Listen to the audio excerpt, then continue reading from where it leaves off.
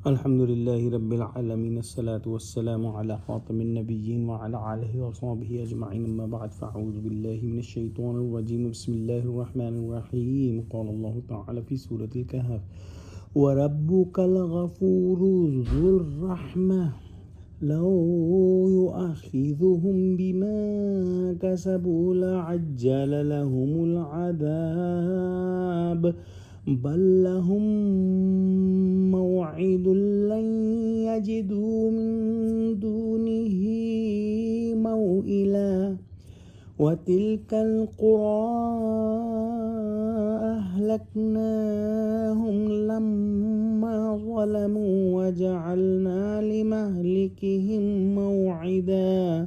ترجمہ: اور تمہارا پروردگار بخشنے والا صاحب رحمت ہے، اگر وہ ان کے کرتوتوں پر ان کو پکڑنے لگے تو ان پر جھٹ عذاب بھیج دے، مگر ان کے لیے ایک وقت مقرر کر رکھا ہے کہ اس کے عذاب سے کوئی پناہ کی جگہ نہ پائیں گے. اور یہ بستیاں جو ویران پڑی ہیں، جب انہوں نے کفر سے ظلم کیا تو ہم نے ان کو تباہ کر دیا اور ان کی تباہی کے لیے ایک وقت مقرر کر دیا تھا. یعنی ان کفار کے کرتوت تو ایسے ہیں کہ عذاب پہنچنے میں 1 گھنٹے کی بھی تاخیر نہ ہو، مگر اللہ سبحانہ وتعالیٰ کا حلم اور کرم فوراً تباہ کر ڈالنے سے مانے ہے. اپنی رحمت عامہ سے خاص حد تک اللہ سبحانہ وتعالیٰ درگزر فرماتا رہتا ہے اور سخت سے سخت مجرم کو موقع دیتا ہے کہ چاہے تو اب بھی توبہ کر لے، پچھلی خطائیں بخشوا لے اور ایمان لا کر رحمت عظیمہ کا مستحق بن جائے. لیکن جب انسان کفر پر اور شرک پر اڑا رہتا ہے تو پھر ایک وقت مقررہ آ کر رہتا ہے کہ پھر عذاب سے بچنے کی کوئی صورت ممکن نہیں. یہ تاخیر عذاب ایک وقت معین تک ہے.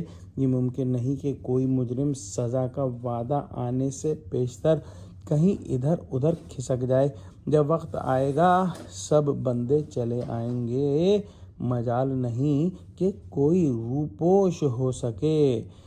اور یہ اللہ سبحانہ وتعالیٰ کی سنت ہے کہ جب عذاب آ جاتا ہے تو پھر قومیں ہلاک ہو جاتی ہیں. یعنی سمود اور عاد کی بستیاں جن کے واقعات مشہور و معروف ہیں، دیکھ لو جب ظلم کیے کس طرح اپنے وقت معین پر تباہ و برباد کر دی گئیں.